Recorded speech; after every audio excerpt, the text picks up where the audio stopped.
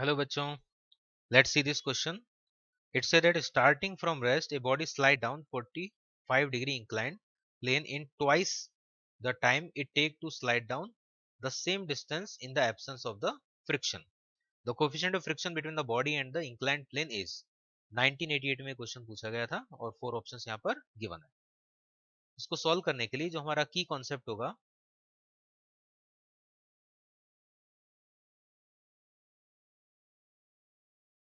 उसमें हमें टाइम के रिलेशन निकालना है. तो पहले हम एक इंक्लाइंड प्लेन यहाँ पर ड्रॉ कर लेते हैं.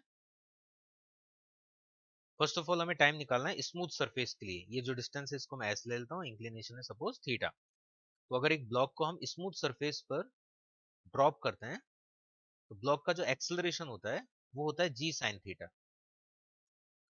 और यहाँ पर ब्लॉक मूव करेगा एस डिस्टेंस. तो हम इक्वेशन लिख सकते हैं S equal to U T plus half A T square.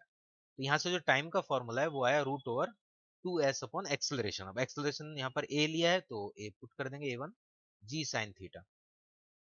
इसी कंडीशन में अगर हम रफ सरफेस लें, ये जो इंक्लाइंड प्लेन है इसका हम सरफेस को रफ ले लेते हैं. तो रफ अगर लेंगे तो उस केस में यहाँ पर दो होंगे फोर्सेस. एक तो एम जी साइन थीटा जो पहले भी था, लेकिन एक फ्रिक्शन और होगा साथ में.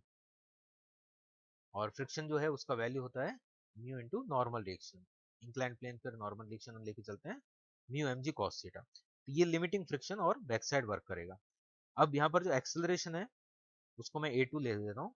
तो एक्सेलरेशन होगा अब g sine theta minus mu जी cos theta. Again value put करेंगे s equal to u zero है हाफ ए टी स्क्वायर. तो अगेन जो टाइम का फॉर्मूला आएगा थोड़ा सा डिफरेंट होगा,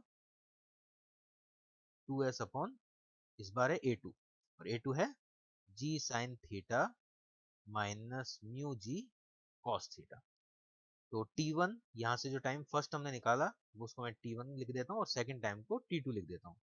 अब आते हैं हम यहाँ पर कॉन्सेप्ट के बाद आते हैं क्वेश्चन पे. तो क्वेश्चन में यहाँ पर हमें जो टाइम है उसका रिलेशन लिखा है कि रफ सरफेस पर जो टाइम लगता है वो ज्यादा लगेगा. ऑब्वियस बात है, रफ सरफेस से तो टाइम ज्यादा लगेगा इंक्लाइंड प्लेन में नीचे आने में, सेम डिस्टेंस एस ट्रेवल करने में.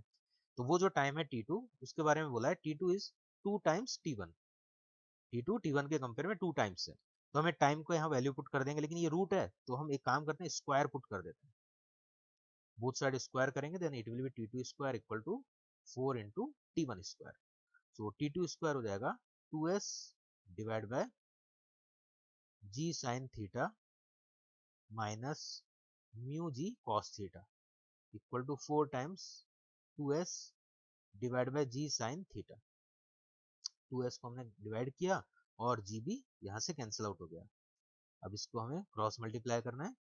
सो 4 sine theta minus 4 mu cos theta equal to sine theta. Mu हमें कैलकुलेट करना है क्वेश्चन में कोफिशिएंट ऑफ फ्रिक्शन. तो म्यू को हम एक डायरेक्शन में रखेंगे, रिमेनिंग टर्म्स को एक डायरेक्शन में. So it will be 3 sin theta equal to 4 mu cos theta. So from here mu will be 3 by 4 tan theta. Theta question में 45 दिया है तो 10 45 तो 1 हो जाएगा. तो आंसर 34 हो गया यहाँ पर. सो म्यू का वैल्यू 34 है, मतलब 0.75. तो इस टाइप से हम यहाँ पर इंक्लाइन प्लेन पर कोफिशिएंट ऑफ फ्रिक्शन इजीली निकाल सकते हैं. ओनली हमें टाइम के ये फॉर्मूले स्मूथ सरफेस के लिए और फ्रिक्शन सरफेस के लिए पुट करने हैं. So option B will be correct.